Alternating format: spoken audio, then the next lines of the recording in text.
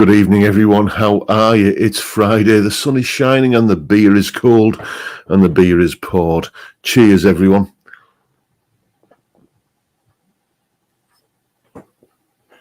Welcome to another live stream, another hour of unplanned. I don't know what. I have no idea. Never have any idea what we're going to talk about. We always seem to get by somehow or other. Let's see who was first in. Danny Hancock, nice to see you first in, mate. Then we have Johnny Random and Michael Palmer. Who else we got? Vincent Brennan, Michael Dodds asking how Doodle is. He's not called Doodle, he's called Dougal, as in Father Ted, basically. But he's doing fine, thank you, Michael. I have a little bit of news about him. I'm wearing the wrong T-shirt tonight, specifically because of Dougal. I was going to be wearing my Sticker Flake in it T-shirt, but it's in the wash at the moment due to puppy-related reasons. I'll say no more than that. You can probably work the rest out. Who else we got in? We've got Rob Bald. We've got Dave Lewis. And Grandpa Joe and Patrick Becker. Who else we got? Peter Collins, Paul Trainer, David Evans, Jeff C, James Turner, Stephen Tatton, and Gordo Canuck. Russell Gibson's in, as is Malcolm Spillett and Steve Muskie and Cal B. Scrolling down further, who else have we got? Let's have a look. Scrolling down, Chip Young, how are you, mate? Then James Hunt and OK Live and Rexomatic. Nice to see you, Rex. I hope you're keeping well. Then we've got Lawrence Hastings and what else we got? We've got Ian Clark saying, hi, all beer, guitars and puppies. Perfect Friday. Yes, indeed. Frank Bolam is in, and then we've got Deco Dude and the Time Prophet, a reeled in 58, and Dudley Squat. Scrolling down, I see we've got 60s Man and Farjon Jojaffa. I do apologise. I'm never sure how that's pronounced, mate. I hope I haven't butchered it. Nancy Davis is there, and so is Dr. Gomez, Peter S. Colin Falcon, and William Forrest. Then moving down, I see we've got Steve Lamb and Fender Bender, Cowards Music. And who else we got? Savvy64, Gearview Mirror, and Randy Upchurch, and John Max in, so is Cylon Hybrid, Brad Matthews, and Thomas Mulvaney. Michael Belliveau and Big Bokey, you're in as well. JT and Dave Pegg and Peter Collins and Nick Gregg. Apologies if I've missed you. Oh, I'm just seeing there, Ironside as well. Apologies if I didn't read your name out there, but you're more than welcome. As I always say, it would be a rather dull live stream if all I did was just kind of scroll down the chat. Incidentally, I did get a message from somebody during the week saying that I didn't answer their question in the chat. I do apologise if I don't get round to answering your question. It's not because I'm ignoring it. It's because I can't sort of keep an eye on the chat. And I'm not Rick Beato. I don't have a bloke, kind of going through the chat and flagging up comments, to kind of, to kind of draw my attention to them. This is all just me, and I'm kind of, sometimes I do I'm spinning too many plates. What I would say is, if I do miss your question in the chat and it's something that you really want to kind of pick me brains about, then bung me an email. Go on the lessons page on the website, fill out the contact form there, bung me an email, and there's at least one person in the chat tonight that knows that knows my email address, and kind of we have a regular back and forth. So, don't mind at all. It's I don't ignore people. I just sometimes don't notice the comments because I'm too busy blethering like I am now. Anyway, usually around about this time of the evening, what I usually do is tell you what's coming up on the channel this week. We're back to sort of normal service again. I've sort of got caught up with my little backlog, although I can see another one coming in the pipeline. What I'm saying is that there's no Saturday video this week. There's probably going to be a few Saturday videos coming up because I've got I've got some guitars coming in that I'm going to be reviewing. Basically, you know how Faisley have brought out this new range of guitars, the Outlaw and the Sunset series. They've been in touch and said, would I like to review some? So there's a bunch of those coming. But no Saturday video this week. Then Sunday, we will be doing the full review and demo piece of that rather nice Telecaster, that budget Telecaster copy you saw me unboxing yesterday. That is now, kind of in the possession of Tim, one of my students. He's absolutely over the moon with it, by the way. Just to put that into perspective, I mean, Tim has a 335, a Gibson 335, not a 335 copy. He's got that Les Paul Classic that you saw me review a week or two back, and he's also got an American Performer Stratocaster, and he's also got a custom-built Telecaster by a local luthier, and the one that he's playing the most at the moment is that Harley Benton TE62. He says it's my favourite guitar. Just there's something about it that speaks to him, and he loves it, and he's playing it the most. But anyway, we're having the full review of that one tomorrow. Not tomorrow, Sunday. I beg your pardon.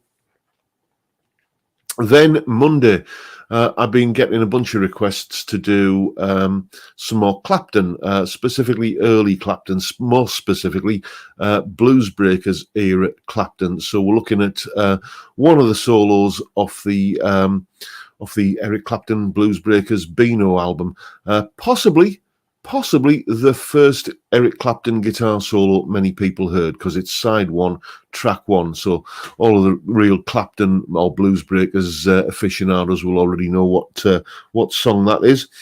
Then on Tuesday, it's another sort of question and answer video. I am thinking of doing something a bit like what Glenn Fricker does, with Spectre Media, where he does a weekly viewers comments show, because I'm getting a lot of comments now. Comments on YouTube videos and emails that come in where people are asking questions that I think, well, yeah, that might be worthwhile answering to a wider audience. So there's a video like that on Tuesday where basically just useful little tips and questions that people have asked, including how to use a looper, how do you, what to do to warm up before you start playing, that sort of thing, that kind of video. Then on Wednesday, it's a Learn My Licks video once again. And this week we are focusing on something that I call the David Gilmore scale. So if you're a fan of Pink Floyd, then that might be one to watch. It's basically a blues scale with a little bit of a twist, and you'll find out exactly what I'm talking about on Wednesday. Then on Thursday, it is another unboxing video. Thursdays seem to be the days when I'm doing the unboxing videos.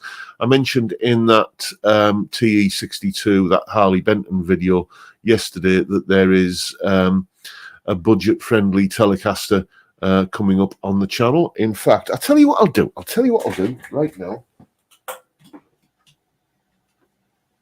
It is this guitar, and there's the headstock. You can see it's not a Fender headstock, and there it is there. You can see you got through body stringing. I'm not going to show you the front because that would be cheating, but this is the guitar that you're going to see me unboxing on Thursday. And there's a little bit of sort of back to front nature about this, because I have reviewed that guitar before. It's a guitar that has been loaned to me before, and I was so impressed with it that I thought I must get myself one of those. And they were out of stock for the longest time, and I finally jumped on one when they came back in stock. And so think about a budget Telecaster that you've seen me review, back in February, I think it was, that was on loan to me from a chap called Colin Falcon. Colin Falcon knows what which one it is. Yes, indeed. Yeah, so so I did the review on that, and I did some sort of, normally I do the unboxing video, then I do the review. Well, I've already done the review of that guitar that didn't belong to me, and now I'm going to do the unboxing video. What is the point of that? Well, it's to show you what sort of state it turns up in, basically, and you know what it's like out of the box, because the guitar that Colin loaned me, Colin Falcon, he'd done a little bit of modding on his before I got me grubby paws on it. So this is like, okay, so what's it like straight out of the box? And that will be Thursday's video. And then after Thursday, we're back on the beer again. By the way, in case anyone's interested, this evening's stream of verbal diarrhea is brought to you courtesy of the Heineken Brewery. The groceries came from Asda this week, so they don't sell Holston pills. So, which is rapidly becoming my favourite lubrication of choice. It has to be said, but Asda don't sell it. When the groceries come from Morrison's, then it's Holston pills. When they come from Asda, it's Heineken. Anyway, I've been chatting for quite a while. I'll just let you know, it is not a TE52, not a Harley Benton TE52. It's not a Harley Benton anything. It's another budget brand. So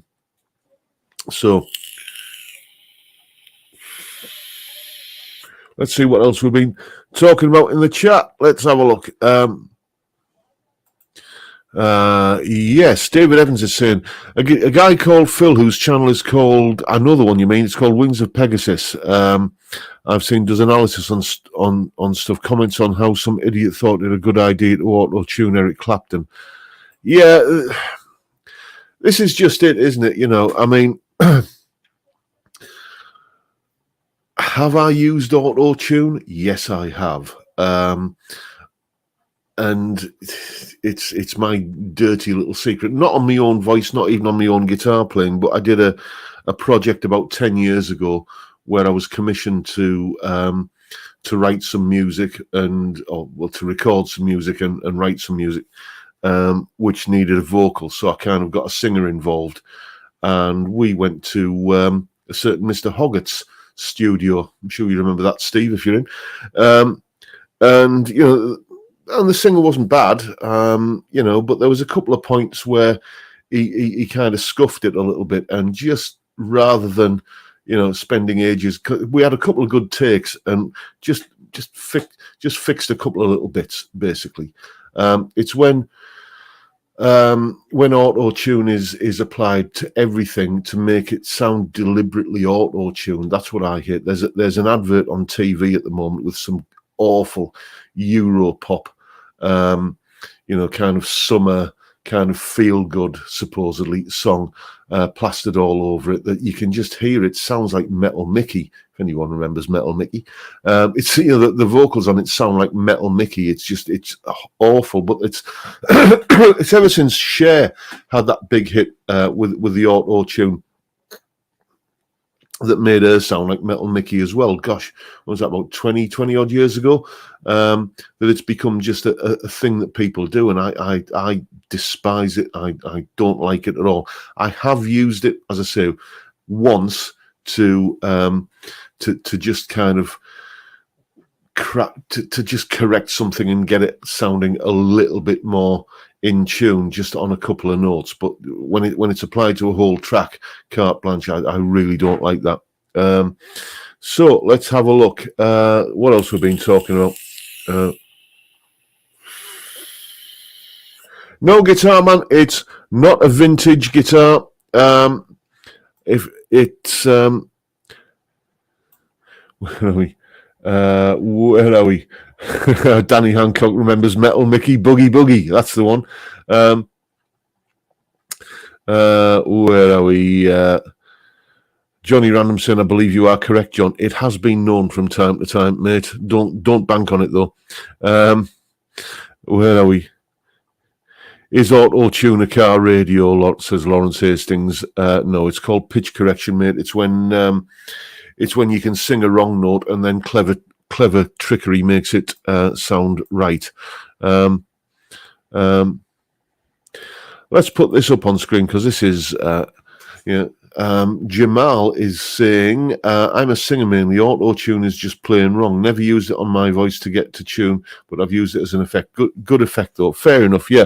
I suppose it's like, if you kind of rowing back on what I said earlier about that share thing, if you're using it honestly and it's obviously there as an effect to have, to convey a particular artistic statement about the music that you're making, where it's like, okay, we're going to make it sound really obvious, then I guess fair enough. It's not a sound I care for, but if you're using it honestly like that, then fair enough.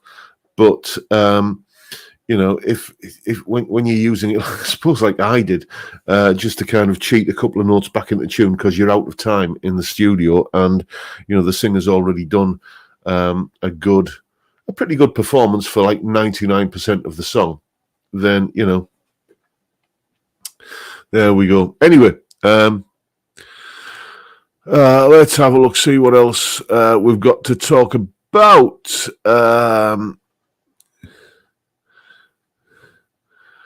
Where are we? Gary Shaw is saying, John, I did many sessions for Mike Vernon over 15 years. Got some good stories. Love Friday. Mate, if you want to come on the show sometime and share some of your stories, just ping me an email.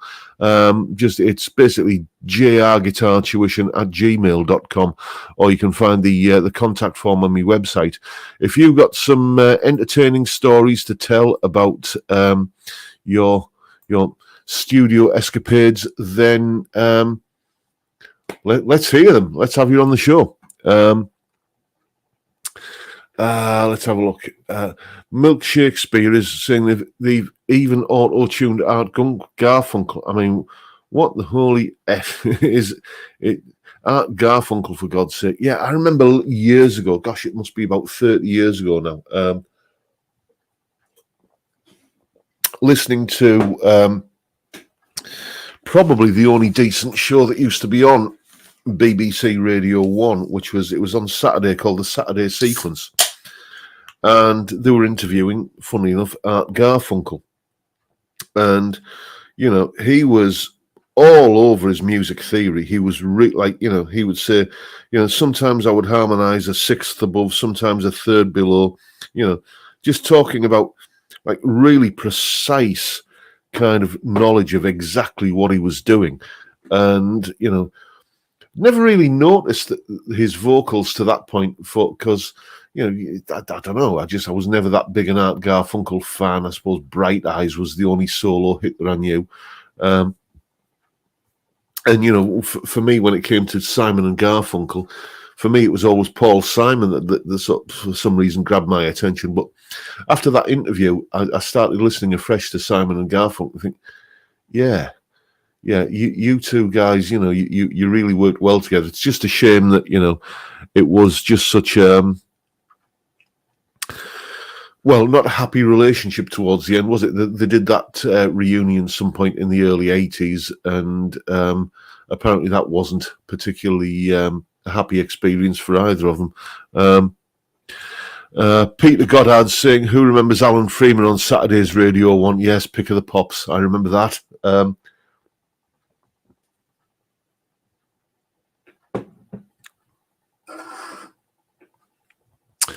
That is a brilliant question, Robin. When using a capo, should you always tune up with the capo on or just use different guitars? Always tune up with the capo off and then put the capo on. Okay? Because the capo is a friction point, obviously. And you might tune up with the capo on and then strum a chord, and what's going to happen is you're going to have had slack build up between the tuning heads and the capo, and as soon as you strum a chord, you're going to pull that slack out and your guitar's going to be out of tune again. That's usually been my experience. If you find that your capo puts your guitar out of tune, get a different capo. I'm not a big fan at all of those old-fashioned ones that that you see classical guitar players using or flamenco guitar players using with a cloth strap that kind of hooks around the back and then clamps down into a buckle over the strings. They always put the guitar out of tune. Neither am I a big fan of the the spring-loaded pistol grip type ones, because I always find that they just put too much pressure on the strings and bend them out of tune. This is my capo, a humble shub capo. I bought this capo in 1986, and I've been using it ever since. It has never let me down. It never puts the guitar out of tune. It's just it does exactly what you want a capo to do, and I think I paid about 10 quid for it 36 years ago, and and it's worked ever since, because there's literally nothing to go wrong. And funnily enough, I think it's about the only thing I've owned since 1986 that I've never lost for some reason. It's like It doesn't suffer from that that kind of thing that plectrums have, where they just kind of disappear into another dimension, and never to be seen again. Let's have a look. Time Prophet is saying, I have a spring-loaded Daddario capo. Seems to work fine. If it works for you, mate, then fine. If it works for you, it's just, I always find the spring-loaded ones, that kind of thing that you get when you fret a string too hard. I see this all the time with beginner guitarists, where it takes an enormous amount of pressure, especially to play a bar chord. When you're doing it, it takes an enormous amount of effort. And then as your fingers get stronger, you don't realize that they've got stronger. So you keep on putting that effort in, and you're actually kind of bending the strings as you're pressing them down. I always, for me, I always find the spring-loaded ones have that effect for me. But if they work for you, then crack on, lad. It's just, if it works for you. Cylon Hybrid is saying, do not use capo, never will. Well, you're missing out on a lot there, mate, because it's a great tool to use. It's not just as many kind of musical guitar snobs seem to think, a way of cheating your way out of not playing bar chords. Whenever I record an acoustic guitar part, I always double track it, and I always capo it, and pan one left and one to the right, and it gives this big wall of guitar sound, this almost sort of cathedral-like acoustic guitar sound. If you've ever wondered why, you go back to the 50s and you think of 50s and 60s, you think of those old Everly Brothers songs, how the acoustic guitars always sounded huge on those songs. It's because of that little capo trick there. It works absolutely fine. Admittedly, it's more of an acoustic guitar sort of thing, but there are plenty of well-respected electric guitarists who use capos as well. I don't buy into this whole kind of snobbery of, oh, it's cheating, And the other thing is that using a capo, if you're using all of your fingers to play a bar chord, then what happens if you need to do some sort of subtle decorations and suspensions and, that kind of thing you do on a D chord, where you do the sus4 or the sus2 or that kind of thing, on a D chord shape, and there are some songs that you simply can't play in the original key without a capo. I was watching the excellent Warren Hewitt produce like a pro breakdown of Bryan Adams' album Reckless. If you want to play Run to You in the original key, then you've got to use a capo or just tune your guitar up a tone, because it can't be played without, on a standard tuned guitar. So anyway, rant over. Gordo Canuck is saying, speaking of acoustic, what hangs over your left shoulder? You're talking about this, mate, aren't you? Yeah. This is, surprise, surprise, a Harley Benton something or other. it's basically an electroacoustic dreadnought, and it records absolutely beautifully. It really, really does. It's a fantastic acoustic guitar for recording. When I got it, hang on. When I got it, I was a little bit, let's say, I was a little bit lubricated at the time, and I just sort of recorded this little ditty, this little kind of blues fingerstyle thing, and it ended up being the title track of an album called "The Whiskey Made Me Do It." It's a really, really easy guitar to play, and as I say, it doesn't sound particularly great acoustically, but if just plugged in, it records really well. And I found that, again, just doing a little bit, plug it in and record that on one track and record it via I've even recorded it with this mic in the past, record it with a microphone as well, and mix the two together. It gives a really good acoustic recording sound. James Turner is saying, can you do a show on your capo for acoustic double tracking? I can do that. Of course I will, mate. Yeah, let me write that down, because I've got to be honest with you. Let me just say capo video. I have done a video on using a capo in the past, and that's where I'm sort of at now with a lot of my videos. I'm thinking, well, yeah, I've already done that video, and then I'll go back and look at it and think, yeah, but I could do a better job of that. I could do a better video than that now. So I think what I'm going to be doing, because I've got a bigger audience now, and I've got more subscribers and stuff, and I'm thinking I could update stuff, so that's what I'm probably going to do, and possibly even take down the older videos that I did like 5 years ago on stuff, because I know I can do a better job of it, and the capo video is one of them. I'm also starting to think that I've been doing the Learn My Licks series of videos for 3 months now, so it's kind of at an even dozen. So I'm thinking, is it time to retire that?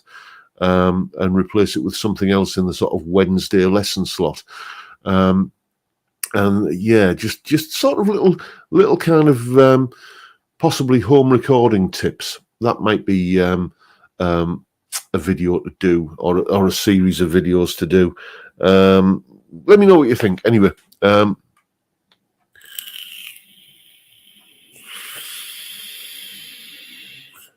David Lewis is saying, enjoyed your bass guitar video. So simple and correct. Well, again, there is a perfect example of a video that I've made in the past that I thought, well, yeah, let's redo that one. And because I did a video about how to kind of tips on playing bass guitar, if you use a native 6-string player like I am. How to kind of find your way around on a bass guitar. So that's what sort of kind of set the ball rolling, I guess, in my head. And I'm thinking, yeah, well, let's do the advantages of playing bass guitar. So I'm even thinking of redoing some of my old solo videos. It's Patreon subscribers will know that there is one solo video that I did years ago that I've recently redone as a Patreon exclusive thing, because I've got into a better way of doing videos.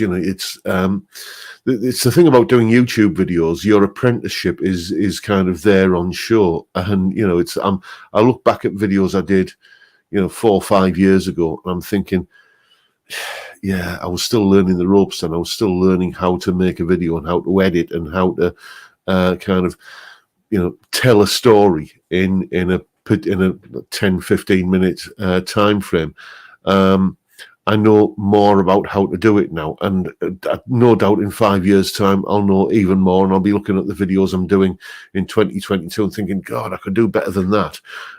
So we shall see. It's like guitar magazines, this kind of thing. You know, if like me, you were a long-time reader of guitar magazines, you kind of start noticing after about 6 or 7 years, the same sort of articles start coming back around again. And you think, yeah, I remember reading that. God, was that, how long ago was that? Oh, dear me, it was back then, wasn't it? So there is inevitably an element of that to it. I remember back in the 80s, actually, it was, I think it was whoever it was who was the editor of Guitar Player magazine back in the 80s. Would it have been Dan Irwin or someone like that? Was saying that when he pitched the idea to the publisher, they said, yeah, good idea, but what are you going to talk about after the fourth edition? And it's not quite that tight a time frame, but there is that sort of element that where, there are only a certain number of topics that you can kind of bring up, before you start, kind of finding excuses to do stuff, and kind of scraping the barrel. But what I would rather do than kind of just scrape the bottom of the barrel is, think, well, okay, what can I do better? What can I update? What can I kind of revisit? And there's going to be a fair amount of that going on.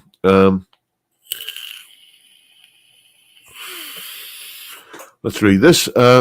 John, there is one quality that comes through in all your vids, recent and past. Your honesty, your unbiased and unvarnished opinion. I know you will never change that. Well, the thing is, I mean,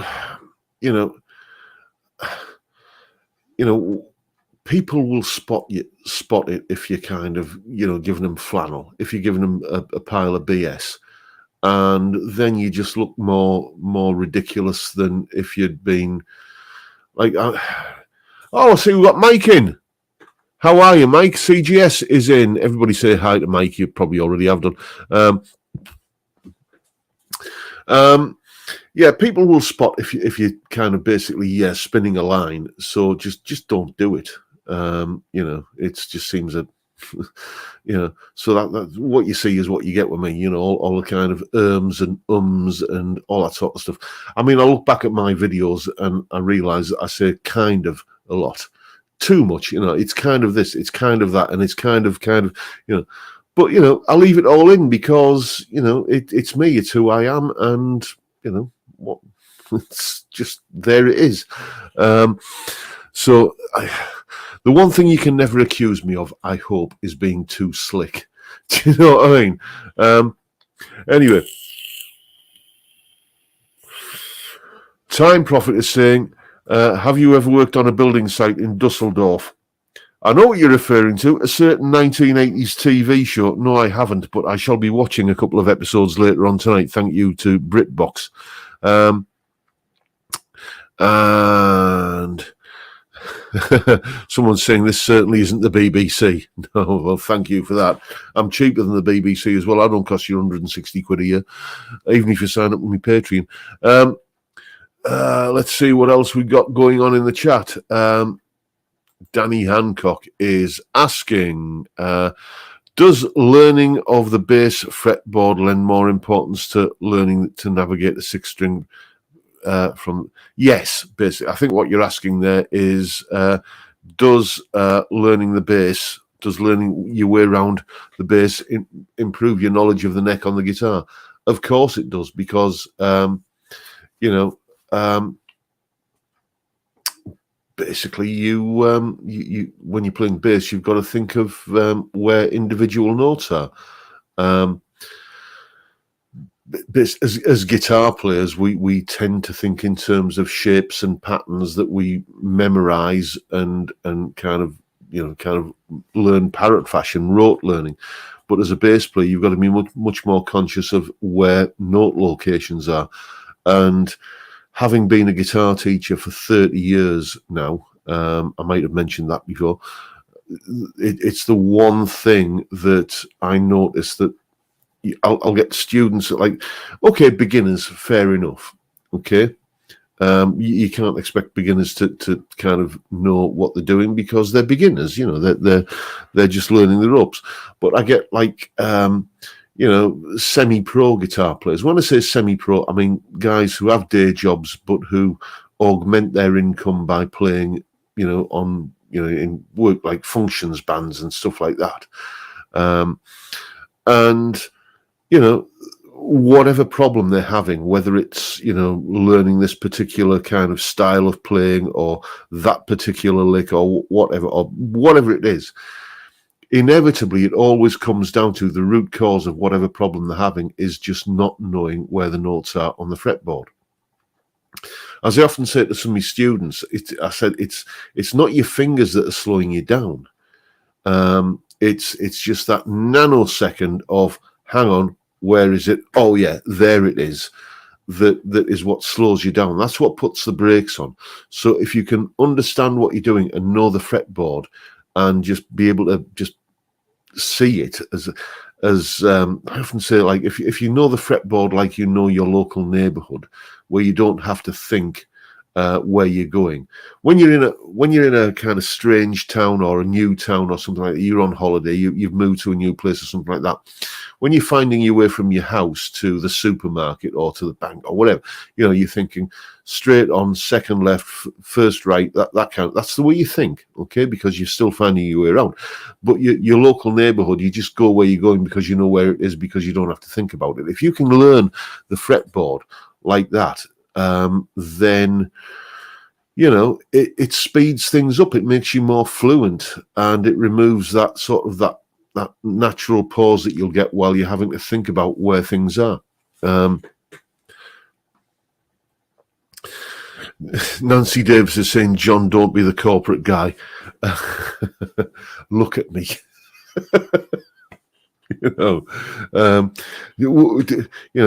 I think the last time I owned a suit was probably 1988.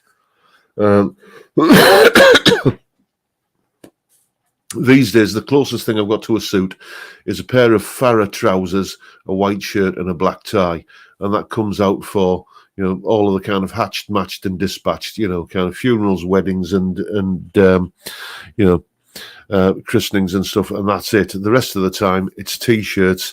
And I don't even own something as formal as a pair of jeans these days. It's jogging bottoms and shorts all the way for me.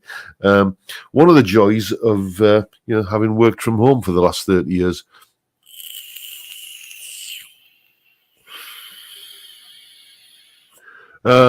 Soviet Comrade is asking,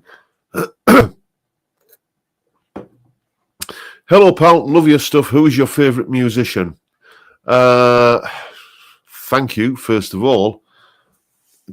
Well, Gary Moore. There you go. If I could only listen to one guitar player from now till the end of time, it would be Gary. Admittedly, I think in the last 10 years of his sadly foreshortened existence, I don't think he was firing on all cylinders. I just don't, and I'm sorry if anybody's upset by that. A lot of his later albums, from say about the early 2000s onwards, I found myself wanting to like them, but never quite getting there. None of the albums that he came out with, I guess, from about BBM, Blues for Greenie onwards, ever really kind of moved me in the way that, Corridors of Power, Victims of the Future, Wild Frontier, Still Got the Blues, even going back to the early 70s with albums like Grinding Stone, if anybody else knows that, or am I just a massive Gary Moore geek? And albums he did with Thin Lizzy, like, Black Rose springs to mind. It's just... Was it Nightlife he was on by Thin Lizzy as well? I can't remember what album he was on in the early days of Thin Lizzy. But, all of those albums for me, they're just on regular rotation. I absolutely adore them. And, I'm thinking about doing some kind of, again, a chap who's been in the chat tonight, Mike from CGS, does. I'm thinking about doing some kind of long-form documentary about Gary. I'm thinking about how I'm going to put that together. That might be something that but I've got that many projects on the go at the moment. There just aren't enough hours in the day. We shall see if that comes off. I'm currently working on the melodic rock masterclass as well. I'm well behind schedule on that because Dougal, basically. He is at the moment. He's pretty full on, and basically on a Friday, usually I spend the day in here beavering away working on video content and Patreon content and stuff, and at the moment I'm just not getting the time to myself to do that, but we shall see. It is definitely on the agenda.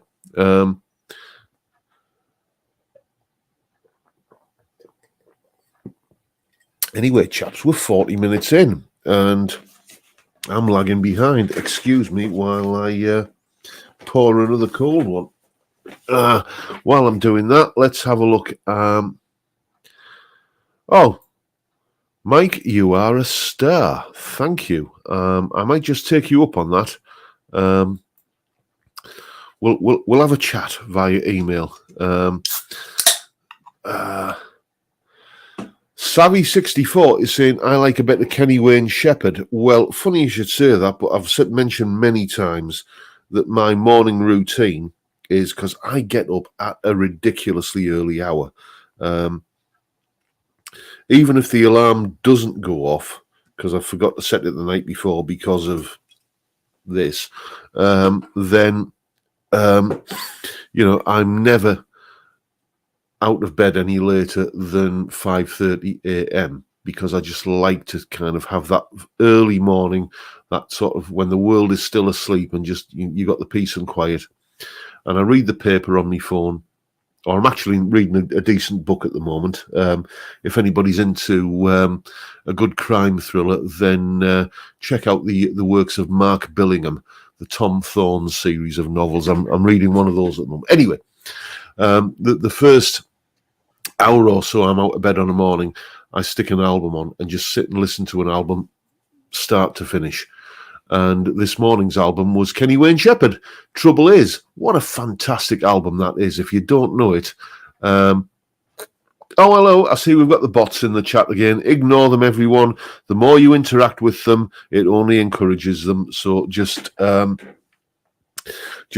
ignore them. They're not poking you in the eye with a sharp stick.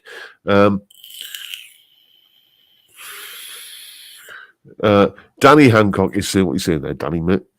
All those in favour of naming Dougal the official mascot of the beer stream say aye, and I see we've got quite a few ayes after that. Okay, maybe I'll update the beer stream thumbnail with Dougal. We shall see. And Craig's in. How are you, Craig? Sorry, I haven't noticed you earlier on. Saying, let me put this as a salutary lesson to everyone. Learning the fretboard is the best thing you can do. When I was at college, a certain Mr. Andy Power told me to improvise over a progression he was playing, just using my knowledge of the fretboard. Yes, indeed. I will just say, by the way, Andy Power, he is an utterly phenomenal guitar player, college lecturer and session guitarist, and just all-round good egg. I first met Andy back in the early 90s when I basically went to see a blues band he was playing with. What an incredibly nice guy and what a fantastic player. If you don't know of Andy Power, not Andy Powell from Wishbone Ash, Andy Power as in power station, just go and search YouTube for him. There's clips of his band. If you find any kind of recordings of a band he used to be in called the Scandalous Bachelors, he's a fantastic player. None of these recordings do justice to what he's like as a player, though. Imagine someone with the the chops of Yngwie Malmsteen with the melodic sense of Larry Carlton, and the kind of harmonic jazz skills of someone like Larry Carlton, and the bluesiness and the fiery bluesiness of someone like Gary Moore or Johnny Winter or any of those guys, all rolled into one. Then you've got Andy Power, and it's an absolute crying shame that he isn't, a massive star. He really should be. So go and search him out on YouTube. I don't know if he's got any stuff up on Spotify or anything. Oh, hello. Yeah, the bots are busy tonight, aren't we?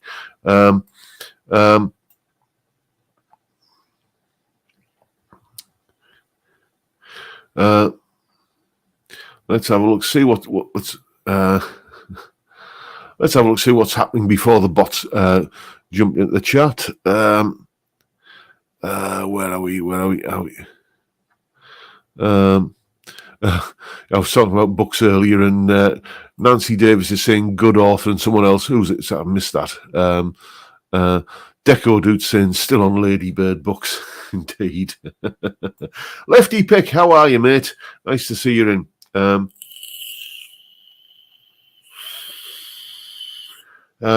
Paul Trainer is saying, excellent bass, John. Try a P bass. Do you know what? I am going to have to get another bass. Let me just show you this one. I bought this, gosh, I don't know how many years ago. And I mean, just look at the kind of the nut up there. I don't know if you can see, but it's had a replacement nut, and I had to sort of bodge it to make it fit. It still kind of works. It does. It works perfect. But because I'm playing that many tracks each week, I'll do like at least 2 fully produced tracks for YouTube every week, and no idea where the control plate is. I'm thinking it's possibly a time to do another, to get myself another bass, because this one doesn't owe me anything. I think I paid about 60 quid for it on eBay. I didn't even know what it was, because there's no name on the headstock until recently, when I was reliably informed by one of you chaps that it's a Stag.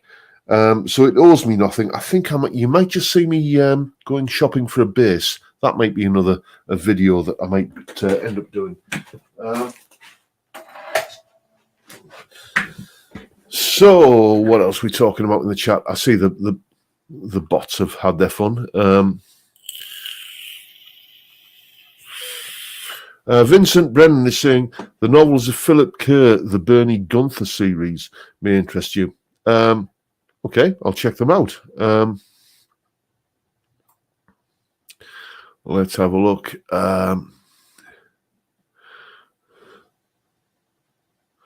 Why do people call guitar playing chops?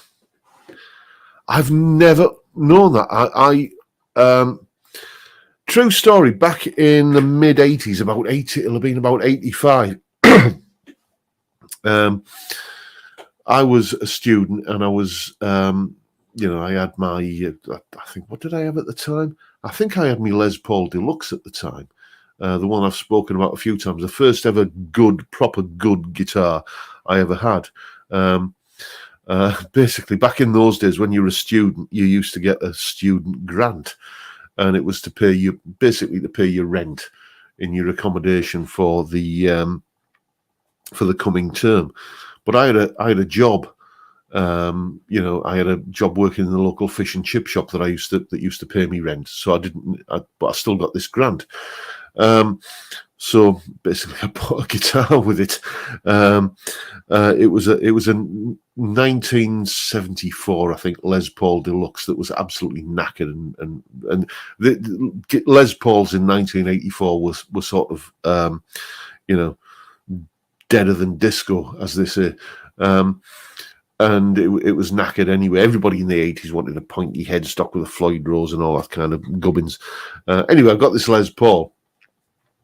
And point of the story is I was reading a guitar magazine, probably Guitar Player, and Steve Morse was talking about how he'd taken some time off the road, and he was going back on the road, and he said his chops were rusty. I'm thinking, chops? What is that? And it's like, is it a specific type of thing? Like, because I'm thinking about choppy rhythm playing, didn't know what it was, and then it gradually kind of that was the first time I'd heard that in that sort of context, and it was, about a couple of years before I realised it just meant your basic skill set on the instrument. But I have no idea where that comes from.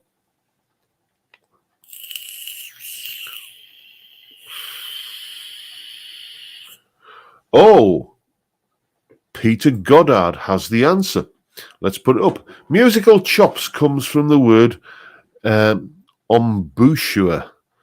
I'm not sure if that's the correct way to pronounce it, which MW, whoever that is, defines as the position and use of the lips and teeth in playing a wind instrument or the mouthpiece of any musical instrument.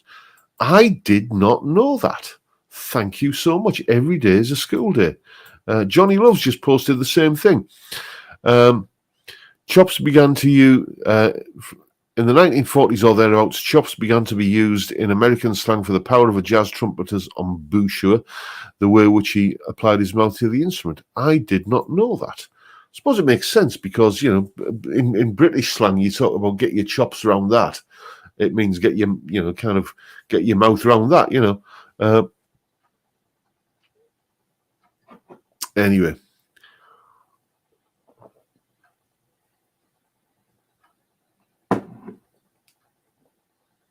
Deco Dude is saying, hurry up and do the bass vid. Well, I'll tell you what. Bass video.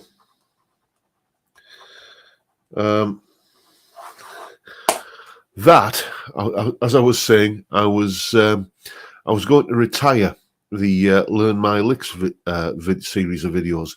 But how about I do a Learn My Licks video or a couple of videos on playing bass? It will be enough to make any true bass player laugh.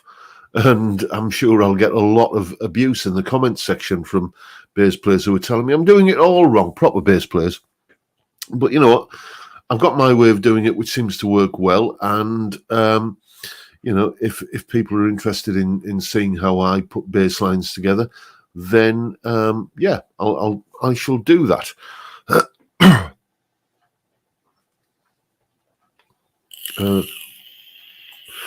By the way, when I'm talking about future videos that are coming up, let me just go to here, over to this computer here, and give you an idea of sort of how far in advance we're talking. I'm just going into YouTube Studio, and where are we here?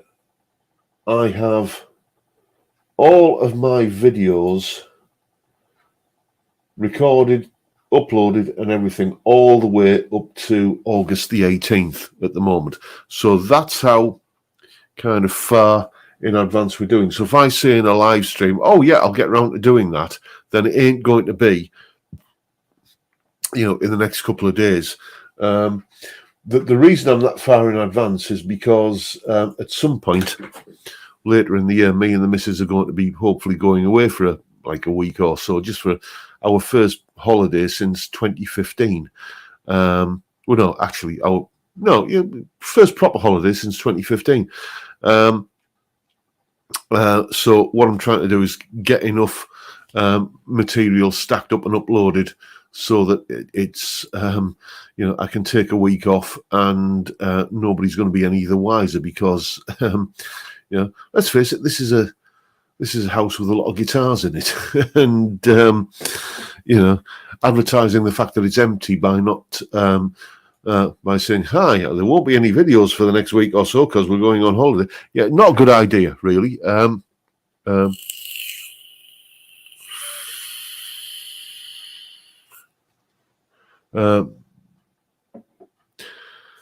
Could you give us a few tunes that are good for practicing hybrid picking? I'm probably the wrong bloke to ask, because I don't really feel like I'm that much of an authority on hybrid picking. I do it occasionally just for when I'm doing the sort of country sort of stuff for like the, doing the, which guitar shall I pick up? This one. For when I'm not plugged in at the moment, but when I'm doing the kind of, that kind of thing, but actual whole tunes that are, examples of hybrid picking. It's, am I really enough of an expert on that to kind of be offering guidance on it? Time Prophet saying you need a dog sitter and he can defend your guitar. So, we'll take the dog with us. We'll probably be going to, the English Lake District. That's usually where we go. And you see, neither me or the missus are sun worshippers. We're not into this whole kind of thing of lying on a sun lounger and just kind of frazzling yourself to a crisp. And that's I can't think of anything worse, to be honest with you. I like rural settings with a good old ye olde English pub, and if it's raining outside, there's a crackling log fire and good ale, and you're never too far away from a decent fish and chip shop. That's my idea, and that's my idea of a good holiday, not the Costa del whatever it is. Live stream from the Lake District. Yeah, it might be a bit, as I say, that's like saying, hello, there's this house that's in Redcar that's empty at the moment and it's full of expensive guitars. So I think I might give that a miss. What would probably do is just, it's a point actually, because if there's no Friday live stream, that's advertising. Let me think on that one anyway.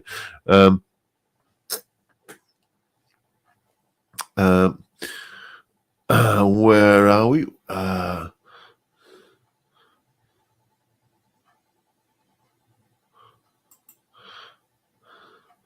John Robson guitar. Danny Anker saying, "You were lucky not being on holiday for 40 years and have to be grateful." Yeah, I say holiday. The last holiday we had 7 years ago, it was in the Lake District. The only I've been out of the last foreign holiday I went on was 20 years ago this year. Me and the missus went over to Canada, where she's her native land. But we haven't been back since. It's just, I'm too busy living the dream. Do you know what I mean? Can we see Dougal tonight, says Dave Lewis. No, he's downstairs and he's asleep. And frankly, I don't want to wake the Kraken. He's the problem with him is at the moment, because he's not fully vaccinated, he can't be around other dogs, which means you can't take him out for walks where people walk dogs.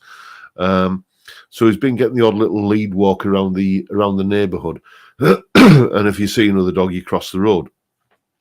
Come Monday, he'll have had 2 sets of jabs, and he'll be okay. But he's just this bundle of pent up energy that is very wriggly and bitey at the moment. We're on top of the chewing thing though, because thanks to Grandpa Joe, he recommended this stuff called Bitter Yuck, which I got some from Amazon, and it seems to work. We've tried a few of these other bitter chewing remedies with him before, and after a day or two, he managed to develop a taste for them. But Bitter Yuck seems to be doing the business. So thank you for that, Joe.